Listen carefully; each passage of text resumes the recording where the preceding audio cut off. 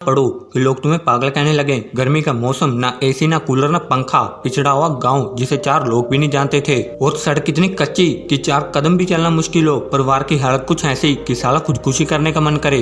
कमाने वाला एक पिता और उस कमाई पर पलने वाली 3 औलादें और माँ। रात ढल रही थी, पूरा गाँव एकदम गर्मी से परेशान इस करवट से उस करवट करवटें बदल कर अपनी नींद पूरी कर रहे थे। लाइट तो छोड़ो, एक मोमबत्ती का भी होना मुश्किल था। लेकिन तभी उसी गाँव के एक छोटे से चौपड़े के मकान में एक मोमबत्ती जल रही थी, जिससे कुछ दूर 3 मीटर एक जवान लड़का पसीने से भीगा हुआ अपनी किताबों को रटे जा रहा था। वो पसीने से पूरा भीगा हुआ था, ऐसा लग रहा था जैसे उसे पसीने से नहा लिया हो। लेकिन फिर भी उसको देखकर ऐसा जरा सा भी नहीं लग रहा था कि उसको गर्मी लग रही है या अंधेरा और पसीना उसको परेशान कर रहा है। वो बस पढ़ते जा रहा था। वो अपनी किताबों में कुछ इस कदर खोया था कि उसको पढ़ना ही समझ आ रहा था। उसे आग के गोले जैसी गर्मी और पसीने से कोई फर्क नहीं पड़ रहा था। रात के 12, फिर 1, फिर 2 और अब 3 बज चुके थे। ना जाने वो लड़का कब से पढ़ने बैठा था, लेकिन अब तक पढ़ रहा था। तभी अचानक पूरे कमरे में अंधेरा छा जाता है। एकदम से गुप्त अंधेरा पूरे कमरे को अपनी चपेट में ले लेता है।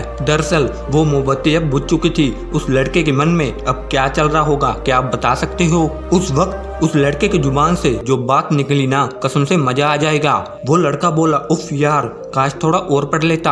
अब बताओ, क्या तुम में से कोई इतना है पागल पढ़ने को? उस लड़के को गांव में सब पागल कहते थे। गांव वाले से पता चला कि वो लड़का कब पढ़ने बैठता, लेकिन कब तक पढ़ता रहेगा कोई नहीं बता सकता था।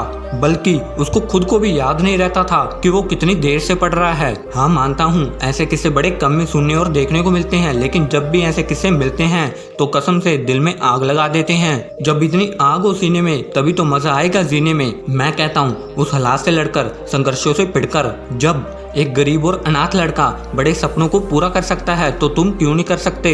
अगर दिल में आग लगी हो ना, तो वो एग्जाम फॉर्म के 500 रुपए तुम्हें नहीं रोकने वाले। उन गरीब लड़कों के पास फॉर्म भरने तक के पैसे नहीं होते, लेकिन फिर भी उनके दिल में आग होती है, और वो आग ही उन्हें ताज दिलाती है। पढ़ाई भागने के लिए नहीं बनी, पढ़ने के लिए बनी है। पढ़ाई करने के लिए बनी है। अगर 2 साल भी खुद को दे दिए ना, जहाँ तुम्हारे लिए दिन रात सुबह शाम अंधेरा उजाला कुछ मायने नहीं रखेगा। मायने रखेगी तो सिर्फ एक ही चीज की बस हो गया, अब सिर्फ पढ़ना ही पढ़ना है, चाहे कुछ भी हो जाए पढ़ना है। वैसे इसके लिए खुद को उकसाना नहीं और ना ही जबरदस्ती करनी है, बस अपने दिमाग को और अपने मन को समझाना है पढ़ने के लिए। अगर इस लड़के की तरह पढ़ने के लिए तैयार हो तो कमेंट सेक्शन में I am ready to study लिखो। मिलते हैं इसी मोटिवेशन के साथ नेक्स्ट वीडियो में। जय हिंद, वंदे मातरम।